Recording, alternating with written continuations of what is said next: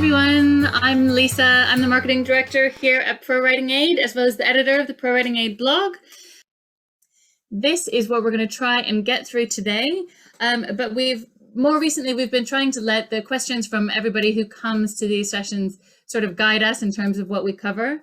But throughout the session today, we're going to try and touch on uploading your document, real-time grammar, running a summary report, choosing which individual reports are right for you.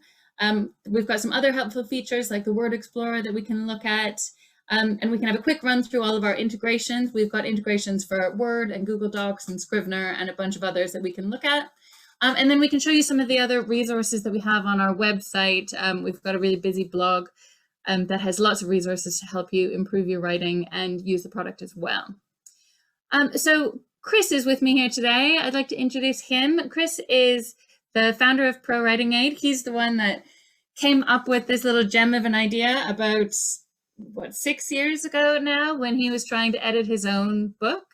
So he's a writer, and I'm a writer as well. And we've sort of Chris has created ProWritingAid as the answer to the editing questions that he had when he was trying to edit his own book.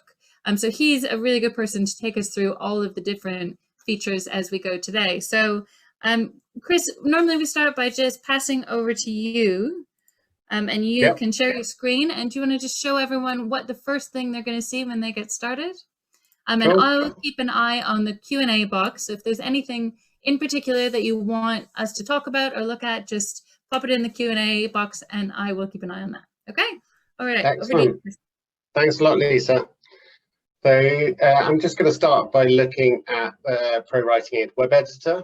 I'm going to start here because this is where a lot of people start. But as Lisa's mentioned, we have integrations for a whole host of different platforms. So over the course of this hour, we will look at our Google Docs integration, our Chrome extension. We'll look at our Word add-ins for Windows and very recently for Mac as well. And we'll look at our desktop app that integrates with Scrivener, which is also a very popular writing package. But I'm going to start in the web editor.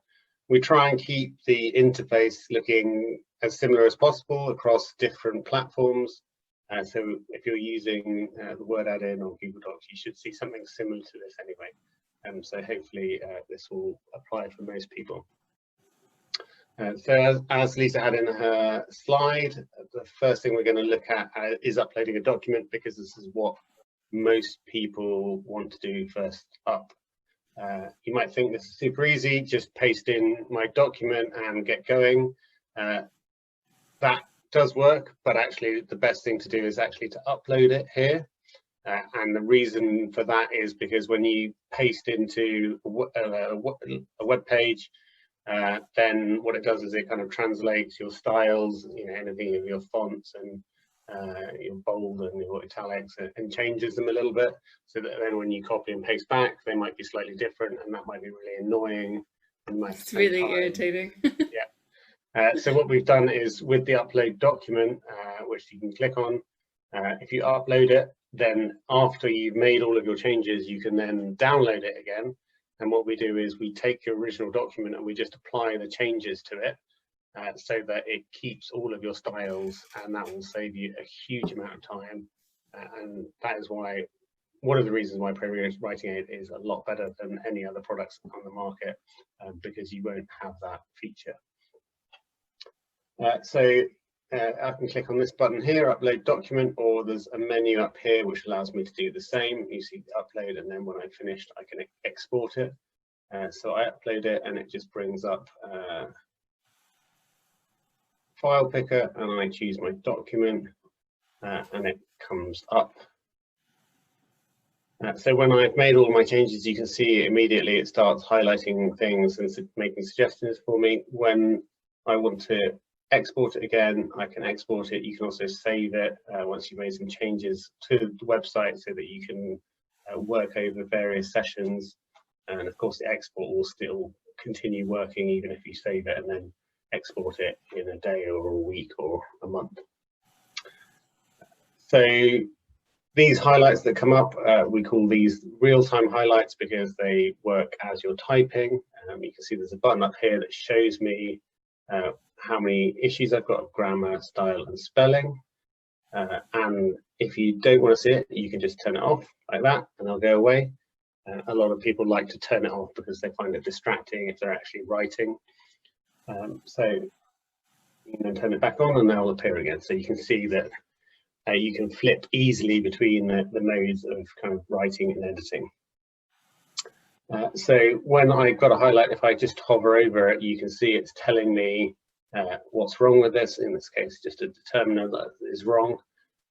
If I don't understand what it's suggesting, there's this handy I button here, which I can click on, and that will give me more details and an explanation. And down here, there's a link to read a full article about it on our blog. If I click on that, it'll take us to our blog, and you can see there's more examples here. And you can see there's information on a whole host of things to do with writing. Our blog, which Lisa's in charge of, is absolutely fantastic. We publish hundreds and hundreds of articles on there to help you improve your writing, and of course those are all free. So just go and have a look at, and I'm sure you'll learn something. But the idea is that what we're trying to do is to integrate that learning and those resources into your editing, so that when you're actually working through your text, you're learning about the things that you're doing wrong and you're improving. And we get feedback from people that over time, gradually they stop doing the same things and their writing just gets better. And so their base level gets better. Yeah, Chris, do you want to highlight on the next suggestion there, vary? It's a slightly more complex answer, so you can see it has slightly more complex explanations. Vary is one of those things that when you first start writing, people try to add a bit of power to their writing by throwing varies in all over the place, but it actually has the opposite effect of adding power. Adding vary in front of a word actually takes some of the power away from it. So if you say someone is very beautiful, it has less impact than saying she is beautiful. So just things like that, we try and incorporate, good writing technique. There's a video in that one that talks about what you can do instead and how you can use, you're better to find a stronger adjective, something that's a bit more nuanced or a bit more powerful instead of depending on vary to add a bit of power. And so as much as possible, we try to include this sort of level of writing technique and writing theory right into the tool itself.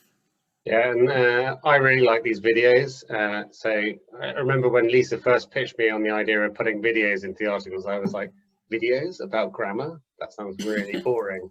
But the first one she sent me, I actually laughed at, and I thought this is really good, really funny, and a really interesting and engaging way to learn. So I highly recommend that you watch these videos as well. They're all kind of 30 seconds or less, and a quick intro to things, but they can be really good way of remembering things because it creates a visual image in your head. Grammar is not boring. How dare you?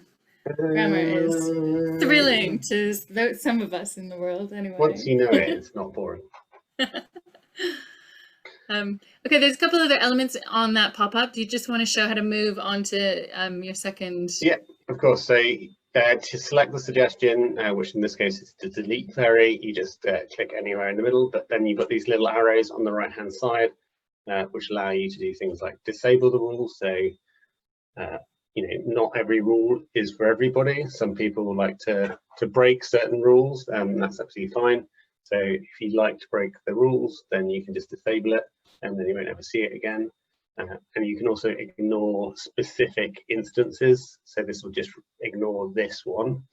And then on the right hand side, to make it faster for you, if you're just working through your document, we've got this apply suggestion, or in this case, omit, and move to next. So that will just apply it and move to the next suggestion. So that just makes my life it zips faster. You through you.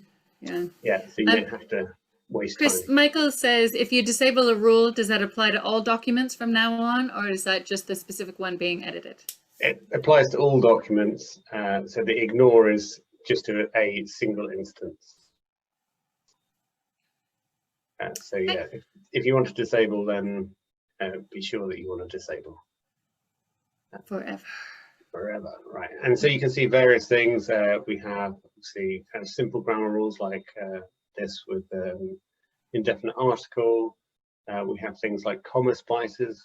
This is one that is really easy to do by accident, where you join two sentences together with a comma instead of a full stop, period, if you're in the States. And you can correct them. And things like commas. I think a lot of people, I certainly know that when I was in school, the way they taught me comma placement was absolutely terrible and I didn't understand it at all. So we put a lot of effort into explaining when and why you need commas. Commas, or Chris is slightly obsessed with commas, so there's like 20 different articles on the blog about when and where to use a comma. But I write all the time, professionally and personally, and I was called out on a comma split or a comma splice today by ProWritingAid when I was writing an email. So it's not just the new people that get caught out by commas; it's everybody. Well, it's so easy to do, right? Because you're just putting your thoughts down, and you don't want to get distracted by grammar. And often people write as they talk, and when you talk, you don't put periods in your in your talking, right? Yeah, just comma after comma. Yeah. And I often find that you find the most comma splices in reported speech. So if somebody's quoting somebody, what they've said, actually they often put in comma splices by accident, which seems a bit strange to me, but interesting. Okay, so we have also these style rules are basically what we've done. We've got a team of copy editors who create these rules, and they're the typical things that a copy editor would look for. So like the easy fixes. So what we've done is we've created these rules, sort of generic rules, which we just apply, and then you can choose to accept it or ignore it. So it just makes it a lot easier. And that's really a lot of what the tool is doing, is getting your document to the phase where it's had a first pass of an edit. So if you are going to send your document onto a copy editor, then you'll get a lot more value from them. So yeah, we get a lot of editors use ProWritingAid themselves, but before that, a lot of editors request that writers are using ProWritingAid all the way through their document before they submit it, because it just means that they're not spending their time catching grammar mistakes and making basic changes like this from starts to boils, because if you started doing something, then you're doing it, right? So it's just redundant words, unnecessary words.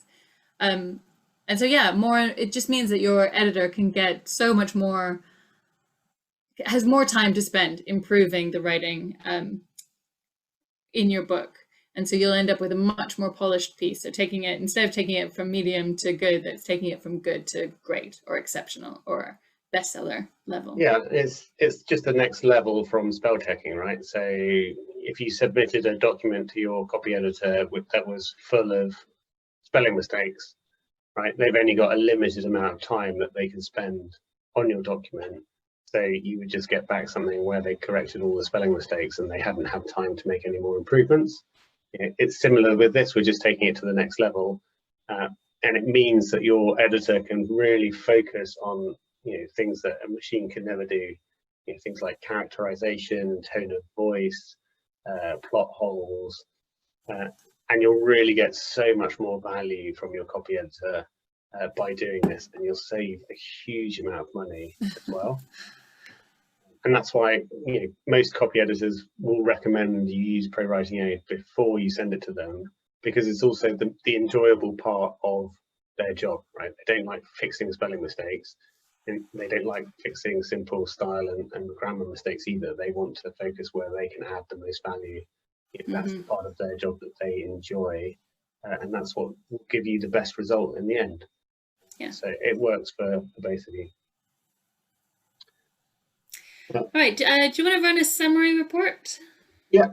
Yeah, so when you first put in your document, then if you're doing a larger document, often the summary report is a good place to, or you've got quite a lot of time to improve it. If it's like a really high value document, then it's your dissertation or your thesis or your novel or something else that you want to really get into a good state, then the summary report is a great place to start.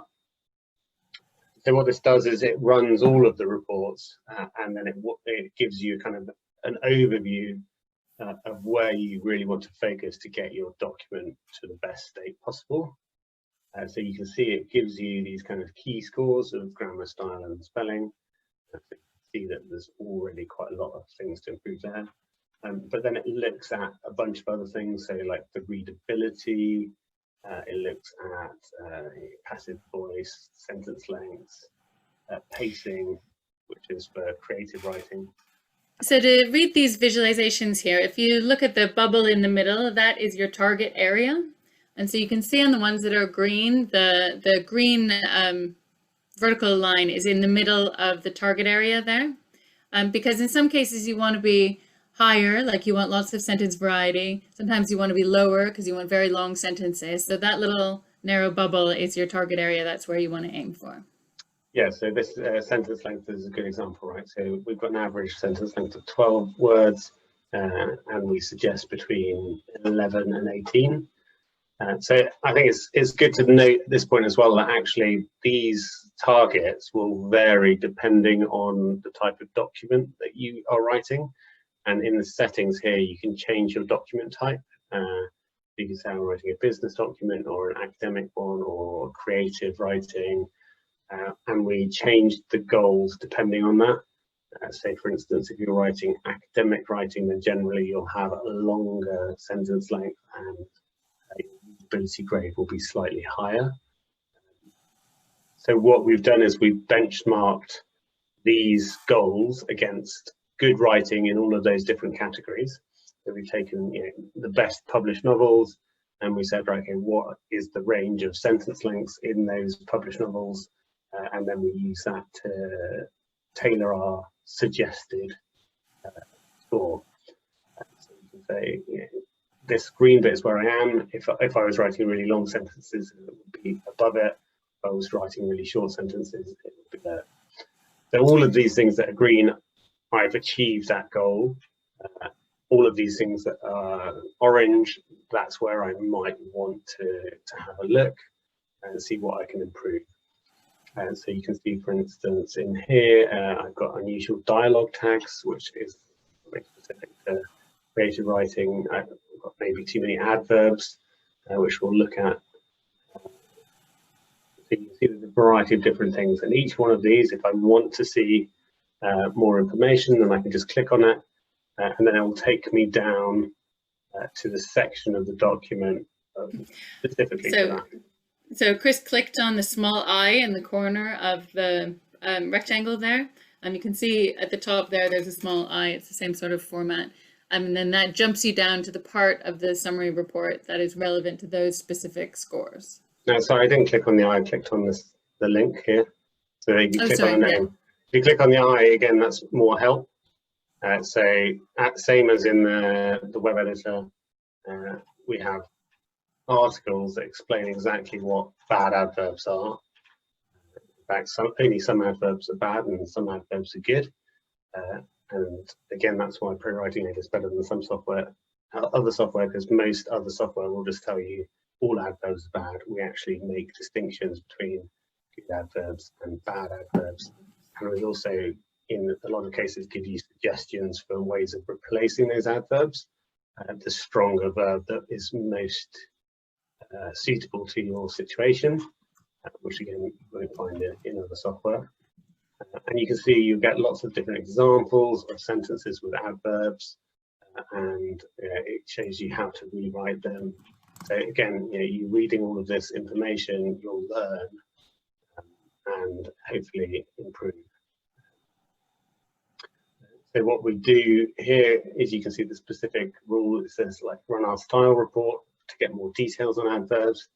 And so then I know what to do, and it shows me how I'm using adverbs against published fiction. So my document type is set to fiction. So you can see I've almost doubled, or over doubled, the number of adverbs. So I've definitely got a problem with my adverbs. And we have a database of literally thousands and thousands and thousands of published novels that we run, that we've pulled all of these metrics from. And so it's good. You can assume that if a novel has been published and the average for all published novels for adverbs is this certain score and yours is really different, then probably there's something that you can change there. So it's good. It's a good way to measure yourself. And do you want to scroll down that one a little bit and just give us some of the highlights? There's a lot in there, so it's worth spending some time familiarizing yourself there. So we won't go into all of the different reports here because we've... Yeah, and some people like to print this out, or if you open it in another window, then you can keep it separate and refer back to it. So you can see, you get all the results of your grammar check, so you can see all of the errors, the spelling, the writing style. And then, so for each goal, we basically provide information about, so this is emotion tells, for instance, where we've said the emotion. So I've said, like, I'm afraid, I'm happy, I'm angry. And you can see it compared to fiction. So you get an awful lot of information in here, and you'll learn a lot just by reading through your summary report. So you can see all of the adverbs that I've used here. I obviously really love slowly, massively overuse that. And you can see this is the breakdown per 1,000 words. So you can see 0.3, I've used it 7.9. So I've definitely got some kind of slow issue. You can see a chart that shows you your sentence length. I think this is also very interesting because one of the things that you can see along here is where you have lots of long sentences together, or lots of sentences that are the same length as well. It can be a problem because what that does is it creates a monotony. Right? All of your sentences are similar length. It creates this kind of monotone feeling for your reader that makes them bored. So you can just look through at a glance this, and you can see where all of your sentences. Yeah, it's fine to have some short sentences, fine to have a few long winding ones, but if you have more than a couple in a row, it bogs your reader down a bit. Yeah, so you can see on the help, there's a sort of really interesting analysis of like the sentence lengths by different genres of creative, well, of all kinds of writing here, speeches, popular science, biographies. So you can see actually there's quite a lot of variance depending on the type of writing you're doing. Yeah, some interesting things to be found in there. And you can see again the distribution of sentence lengths. So this is where you're getting variety in your sentence lengths. So what you'll see is that actually you can see there's very few in published writing. You get very few sentences that are kind of 30 to and over words. Most are less than 30. So you can really see yourself compared to the genre that you're writing. And I think this is really fascinating. You'll quickly start to see any issues that you have with your writing, and then hopefully be able to correct them. The readability check is a good one, a firm favourite as well, where this shows you all of your different paragraphs and the readability.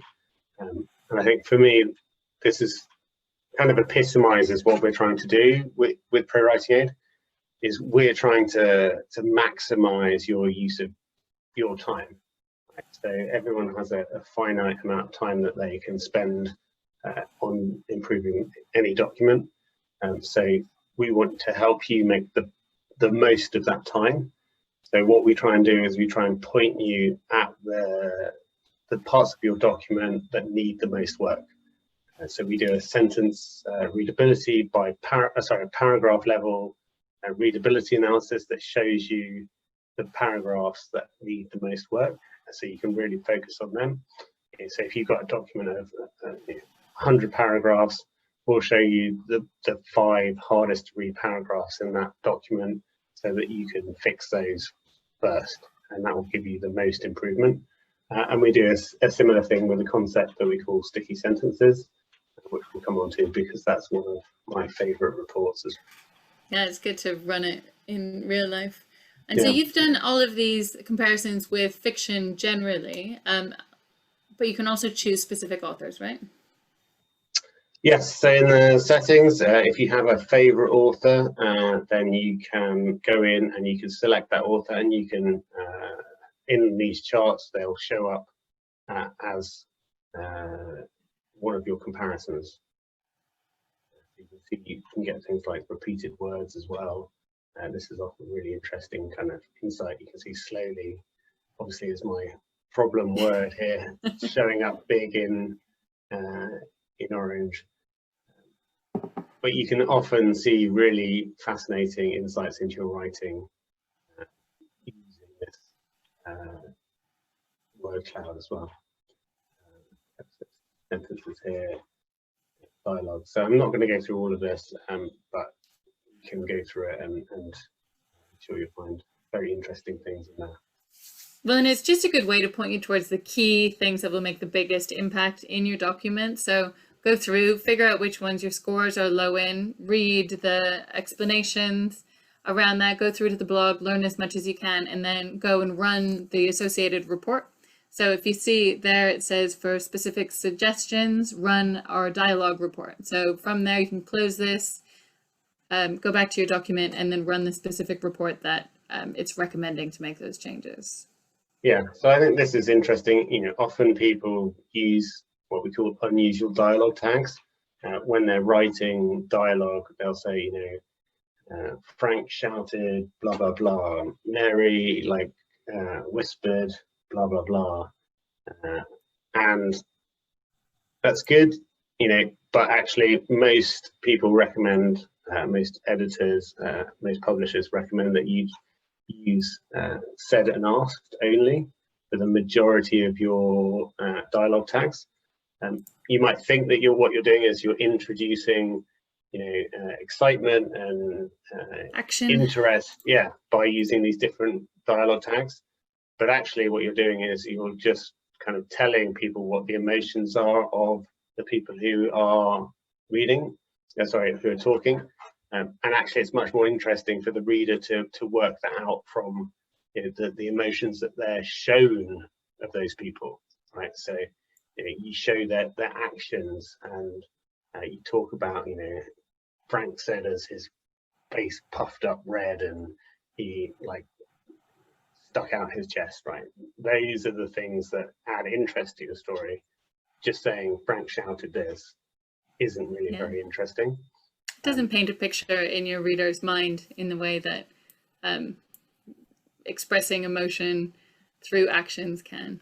Yeah, exactly. You think if you were watching a scene unfolding in real life or in a movie, you wouldn't be told that he shouted something. Okay, you could hear it, but you could also see, you know, all of these things. So you try and think of what you're seeing and then tell the reader what they should be seeing, so that they can then draw the conclusion.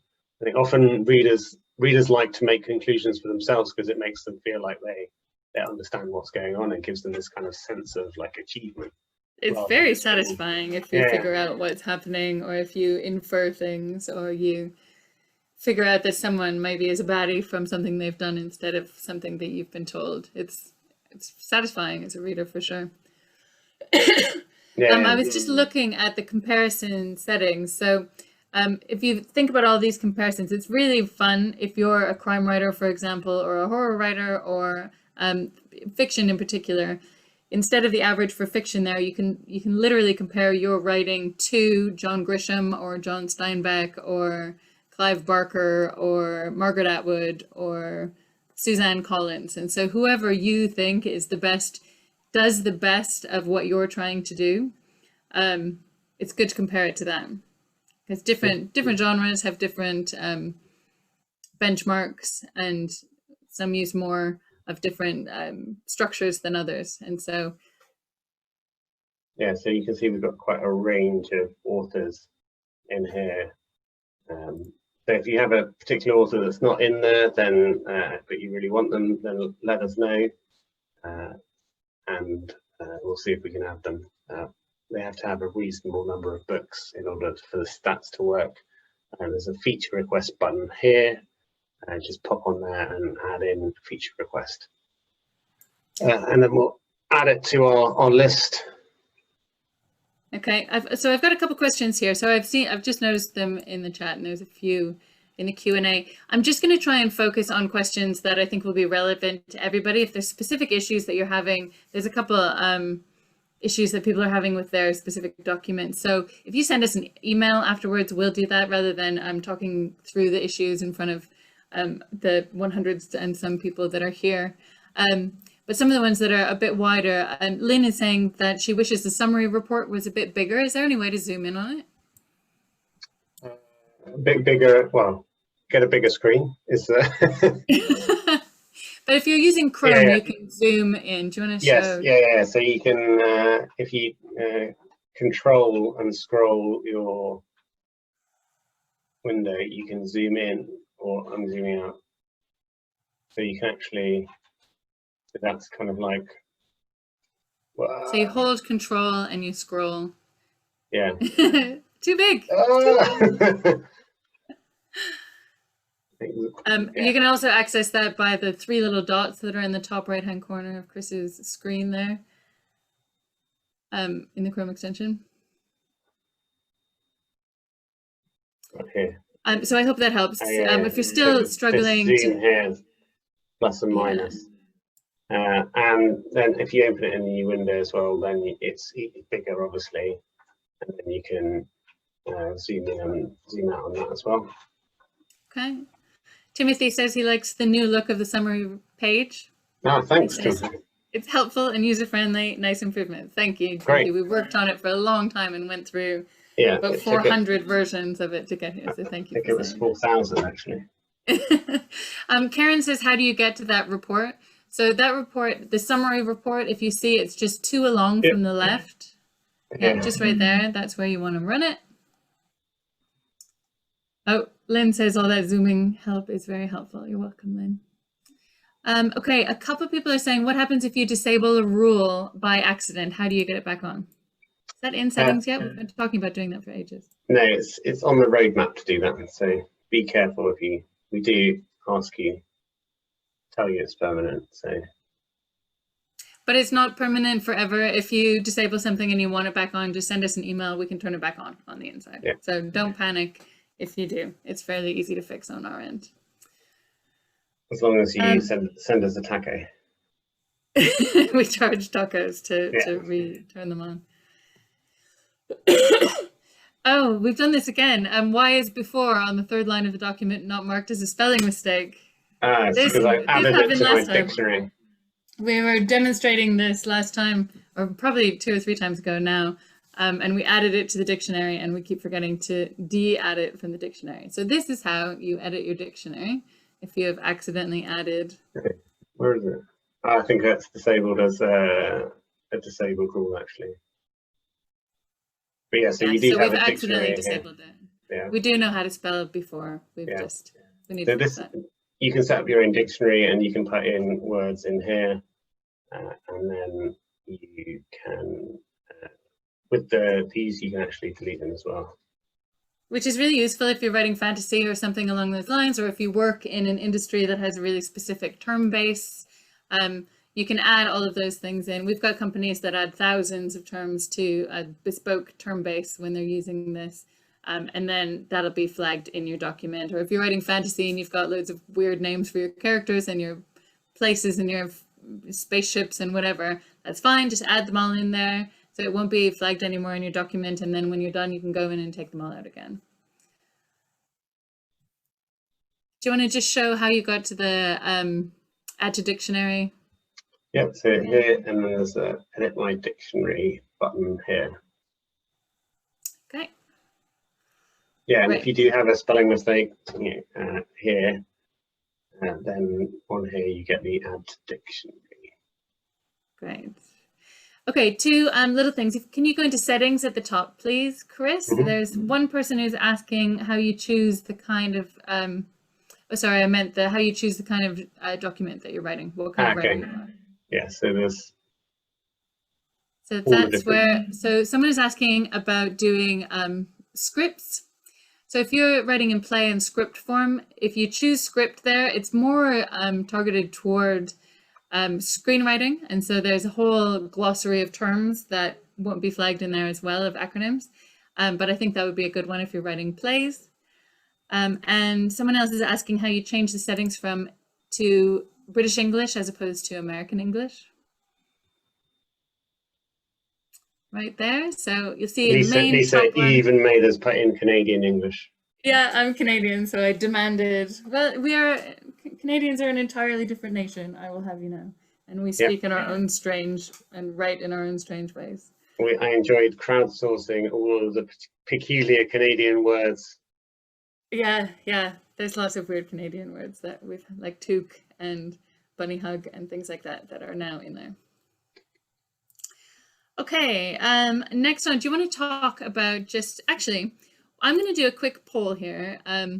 There's a poll that says, what's your favorite ProWritingAid report? But actually, what I really want to know is which reports would you like us to demo right now? So hopefully you can see the questions popping up in front of you. Which report would you like us to look at? And if you don't know and you've never done any of this before, then don't worry about it.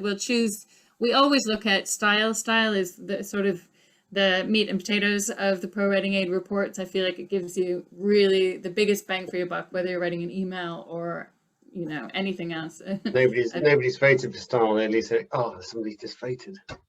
Come on, vote for style. We'll do style anyway. Sticky sentence is quite high, which will make Chris happy because Chris loves the sticky sentence report. I do too, actually. Subtly mentioned it earlier to try and swing the seed. Okay, so it looks like sticky sentences is high, readability, dialogue, consistency, and style. Okay, well, let's see how many of those we can get through. Voted for my favorite reports. How exciting. I know, well, there's a reason they're your favorite reports. They're really good. So your other one is Thesaurus Report. Oh, Thesaurus is climbing up the rankings. Yeah, that's the hidden gem of ProWritingAid. I'm going to start with sticky sentences then, just for a change. Okay. So as I was saying, we try and point you at the kind of the quickest wins in your documents.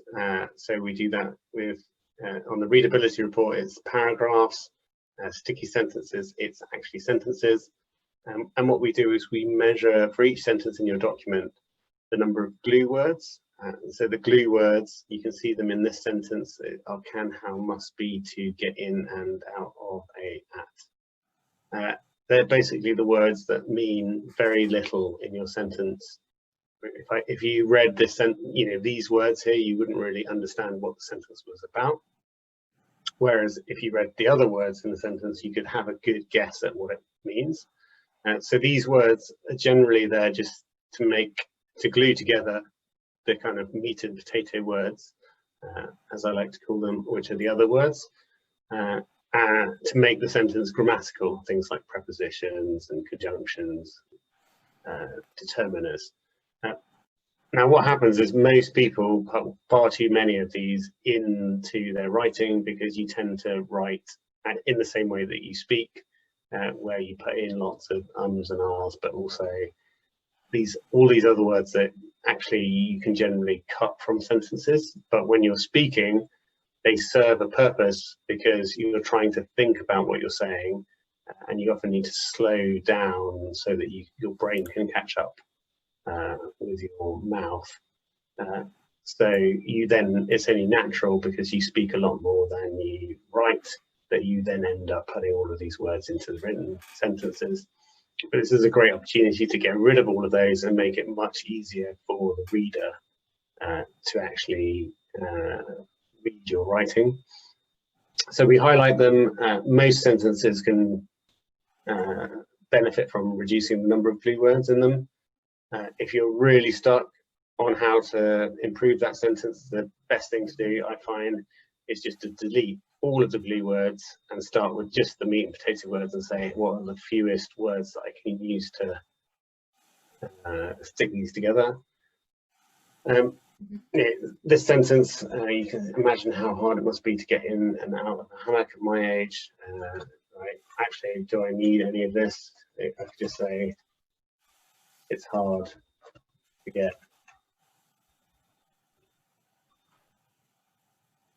Right, so I've cut half the sentence away and I keep all of the meaning. And actually it's more concise. I don't think you've taken any of the main point is to tell you something about that character, and I think it's all still there. Yeah.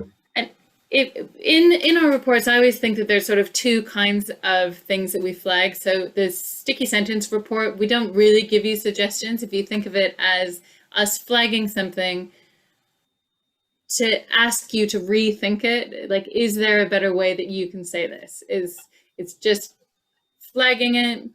It's potentially problematic. It has a higher percentage of glue words than most published writing has.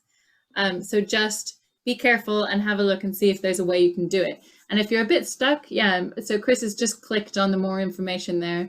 The sticky sentences article, we spend a lot of time trying to come up with all the different ways that you can unstick a sentence. Oh, your internet is stalling out, Chris. Yeah. But so maybe you've tried to put too much more information. Broke my internet. Maybe you've tried to put too much information into your sentence. Maybe you've written it back to front. There's lots of different ways, like really practical ways that you can look at to see how you can unstick your sentence a bit. Another little video there. All right, Chris, I'm aware that we're running a bit low on time, so let's keep moving. Let's have a quick look at the... here it's come, sorry. Yeah, so on here, you talks you all through kind of what the glue words are, how to unstick sentences with examples before and after. So there's, again, as a learning resource, there's an awful lot on the blog. I highly recommend it. So that's sticky sentences. Shall I go to the style now? Yeah, do a quick one in the style. There's a couple of people asking about integration, so let's... Okay, yeah, so the style report, obviously you can see all of my slowlies here. Gradually, these adverbs, they just slip in. But again, it's only natural because when you're writing, you're in this flow state. You put down the words that first come into your head, which is often a very common verb, and then you think, oh, I slightly need to change the meaning of that verb. I'll add an adverb to it. That's fine, right? You don't want to stop your flow of writing, but when you come back to do the editing phase, then that's the perfect opportunity to cut out the adverb and the verb and use a stronger verb, and it will be much better for your reader. Instead of writing like he walked slowly across the room, right? You can say like he ambled, or he sloped, or he whatever. Crept, or yeah, crept, or tiptoed. But yeah, so you can see there's lots of different things to do with style and emotion tells. Again, all of the readability enhancements are in here as well. And what you can do is you can hide various things if you're not interested in them as well. So you can then really focus in on your areas of interest. And don't be afraid of the ignore button. I mean, sometimes we will suggest things and they won't be right, and that's fine. There's a reason we don't have a make all changes button on the top, is that you're the writer and you know what you're trying to say. And if you think the way that the dark gradually becomes light is really important, if the slowness of that process is important, then hit ignore and leave it in there. It all comes down to you and what you feel is right. We're just think of ProWritingAid as just an editor saying, just have a look at this, make sure that you've got it right, make sure that you're happy. And if you are, hit ignore and move on to the next one, and that's fine.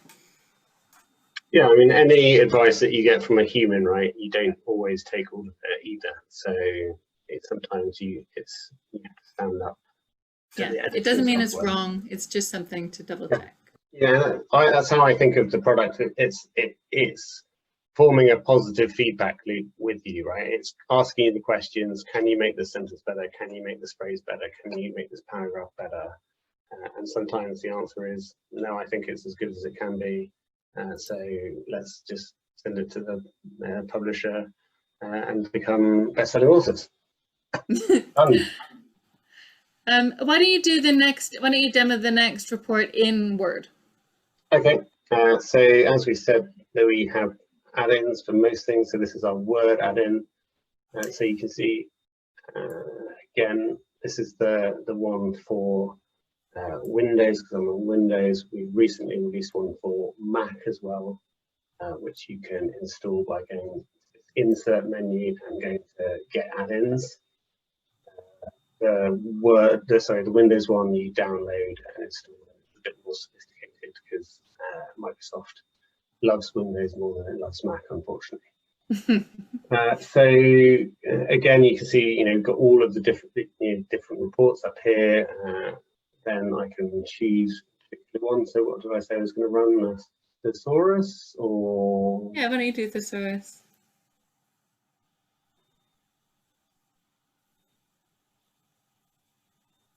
So this takes a little while to run because what it's doing is it's going through each word in the document and it's looking at all of the potential synonyms for it, which is what authors often do, is go through and try and find better synonyms for the words that, again, when you're first writing, you use the first word that pops into your mind because you're in this flow state.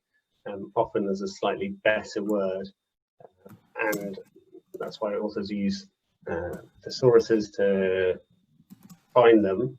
And what we do is we just automate that. So we take all of the synonyms and then we look at things that fit the surrounding words, the context, and then we narrow it down to those so that you have less work to do. And sometimes the suggestions aren't great, but often they work really well. And you can just go through very easily and just see, okay, ignore the pain. Right.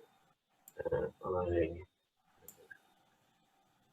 gently open my eyes, actually, that's better, but still an advert.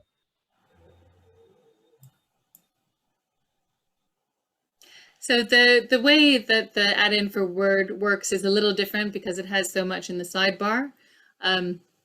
Whereas the desktop app and the Google add-ins, or the Google Docs add-in rather, works in a much more similar way to the web editor, which we were looking at in the first place.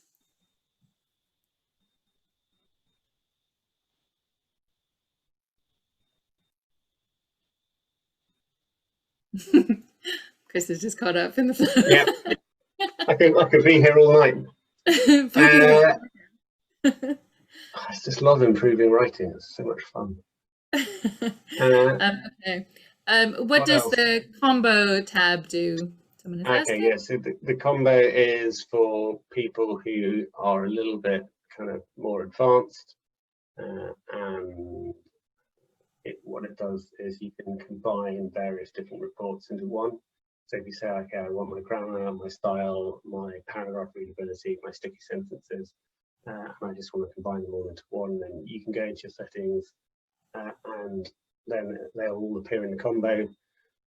But don't be tempted to put every single report in there, because you'll just end up with a sea of color and your head will explode. Yeah, exactly. I often run overused words and grammar and style together, but beyond that, I don't do much. I find it too overwhelming and it's too distracting. I sort of like to choose one thing that I'm going to focus on and really zone in on that, and I really get in the mode of choosing the right vocabulary, or I really get in the mode of trying to rewrite sentences. But if I try and go back and forth between too many, it just feels like a distraction. You know how when you multitask, you never really zone in on anything in particular. No. So this is another one that is good, and this is the repeat check. And so it just finds things that you've repeated. So often it's easier, people copy and paste bits, and then suddenly you realize you've got whole sentences and paragraphs that have been repeated. Yeah, or when I'm editing, I'll often find I'll use a word in a sentence and then I'll go back later and edit, a sentence 2 away and use the exact same word in it. But because I'm only looking at that one sentence and not the one from before, it'll just, when I read it again, it sounds stupid to use the exact same word 2 sentences apart. But sometimes when you're really focusing on one sentence, you don't notice it within the context of the rest of it. And sometimes you can put whole phrases in there without even really realizing it because it's still on the tip of your tongue. Yeah, and if you use an unusual word multiple times in a book, even if it's in different chapters, then it can really create this echo in people's minds that detracts from it. Like I was reading a Lee Child book or something, and he keeps using the word presumably. He must have used it like 50 times in the book. And you really notice. I really notice it when I read things now. I think that's the thing when you're a writer, you really start to read like a writer, and I notice all these little traps, and I notice every adverb and every sticky sentence now. Yeah. John wants to know how you incorporate ProWritingAid into Scrivener. So it's not that you can't incorporate ProWritingAid into a Scrivener window, but you can open up a full Scrivener project within the ProWritingAid desktop version. Yeah, so we have a desktop app that works with things like Final Draft. It works with,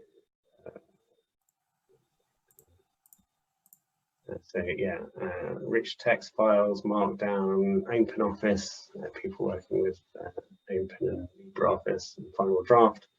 And the idea is that this just works on your desktop.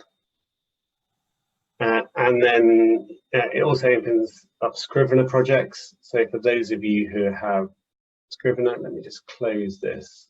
So when it opens up, you can see this, you can see the list of things that's opened, and then you can choose a Scrivener project from here, file, open, file, just open it, and it will come up with this nice little... And if you open it and the formatting looks wrong, don't panic. We haven't lost your formatting. It's impossible to show it within our app in a way that makes sense. So all your formatting is still there. So do all of your editing and then close it, open it up again in Scrivener, and you'll see it's all still there. So don't panic if it looks a bit different or if you can't see the italics, etc. Yeah, so then the idea is that you can run reports on like whole sections of it if you want. You can really, I love Scrivener for large documents because you can create this structure. You can say, actually this is research, so I don't want to publish this, but it's nice to have it there so I can refer to it as I'm reading. I just want to work on this particular chapter. So I can load up that chapter and just run it on all my reports on that chapter. It just gives you so much flexibility when you're working on a large document. It's so easy to move stuff around. It also makes everything run a bit faster because it's only running the reports on those specific chapters within your big project. ProWritingAid can run on big documents, but it does take a while because all the analysis happens. So we generally recommend highlighting the bit of text that you're planning to edit in that editing session and run it on that, because there's no point spending a bunch of time analyzing chapter 2 if what you're editing this session is chapter 16, right? So it saves time, saves computer power to focus on what you're doing. If you want to run a summary report on your full document afterwards to look at your wider scores, then that's fine. That makes sense. But if you're just doing an editing session, just highlight what you're planning to work on. Yeah, and that's a good point actually. If you have a large Word document and you don't have Scrivener, then if you put in like chapter titles and use Word's proper chapter title thing here, right? Then when you upload this document to our web editor, if you decide you don't want to use the word add-in, then what it will do is it will break it down into chapters for you and allow you to work on individual chapters. And I highly recommend, as Lisa said, just working on smaller chunks because you'll iterate a lot faster. And then if at the end you want to run an echoes report or a words report or a consistency report, on the whole document, then you can do it. But I would just wait until the end for that. As Lisa says, if you're going to run it on 100,000 words, it's not going to be fast, although it's slow either. So we can do it generally. But it's easily done, right? I mean, it's just faster if you don't have to. If you're waiting like 2 seconds rather than 30 seconds every time, it just makes everything faster. Yeah. And you're not gonna edit 100,000 words in one sitting. So no, not to any level of quality anyway. Yeah. Daryl says, what do the different colors in the Thesaurus Report signify? So in the Thesaurus Report, the different colors were just the different types of words. So that's adjectives, adverbs, nouns, or verbs. So we just put them into different colors. So some people like to focus on one category of word at a time. And as in the web editor, you can just hide certain suggestions. So you can then focus on, so if you just want to focus on improving your verbs, then you could hide all of the other categories and just have verbs. Yeah. Liz says that sometimes when she's editing, she's told to put in a comma by the software, and then she puts it in, rechecks it, and it tells her to take the comma out again, which happens sometimes. And I think it all comes down to the complexity of the sentence, doesn't it? Yeah, I mean, often that's a sign that the artificial intelligence doesn't understand the sentence. So actually, maybe you think that there's a bigger issue with the sentence and I need to make it more understandable. If there's several clauses to the sentence, then it becomes difficult for our AI to what we call parse it, which is what you're doing in your head when you're reading a sentence, right? You're working out which is the clause, if clause at the beginning, and which is the main clause, and which is the time phrase. And often you can read a sentence and go, I literally don't understand that. Okay, great. We're nearly out of time. Just a couple quick ones here. Timothy says that he writes and uses Spanish words from time to time, and they're always flagged. Is there any way to make it so that it doesn't flag languages or words from different languages? Yeah, well, so you can add them to the dictionary. Obviously, I think it's very difficult to determine whether you're using a word from a different language by mistake or on purpose, right? So you might misspell. There's lots of Spanish words that are very similarly spelled to English words, right? But you might accidentally be just misspelling an English word. So if you do have, and most people when they're writing Spanish sections in a novel, I myself actually have some Spanish sections in my novel. You use very similar words, and you can just add them all into the dictionary. It's fine. Somebody's asking, we're nearly out of time, but we'll try and just fit in this last question. What are the pros and cons of using ProWritingAid in the web editor, or the downloaded versions, or the Word add-in? I would say just use them wherever you are writing. So we actually have things like a Google Docs add-on as well. We have this extension for Chrome that actually just works inside Google Docs. So when I load up my Google Docs, you see I get a little spinner here and I start getting highlights again. But if you want to use all of the reports, then we've got an add-on here. Actually, I installed it the other day. You can go to Get Add-ons and you can find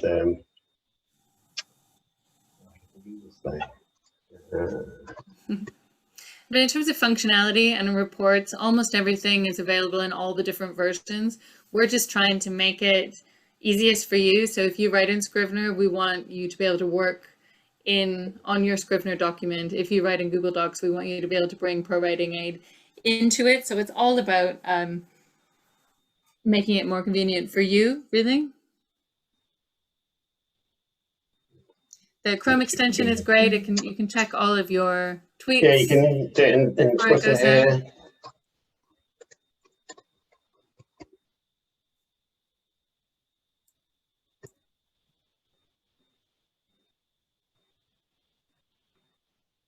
Yeah.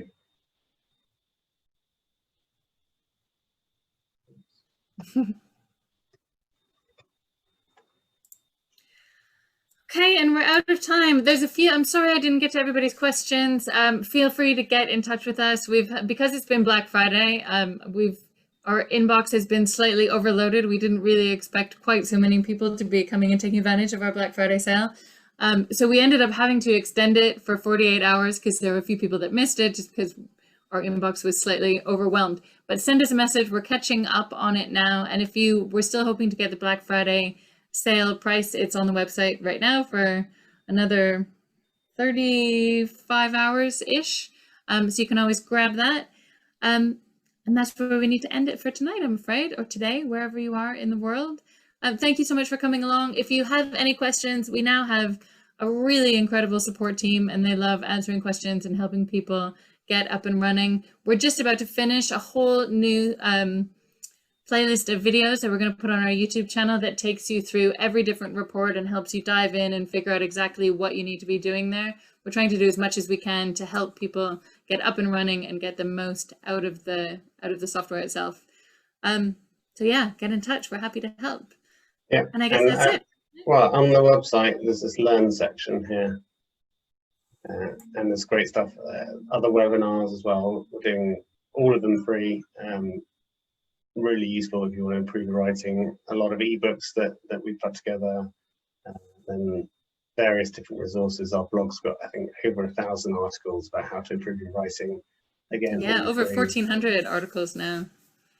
There's a lot to say about writing. It's how great. do you write so much?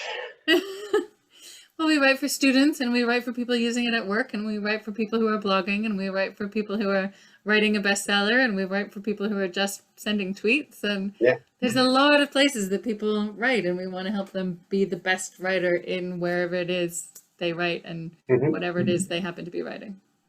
So thank you so much for coming along today, everybody. Just having a look, I think everybody's saying thank you very much. Good. We'll see you again next time. Thanks a lot. Bye. Bye, everyone.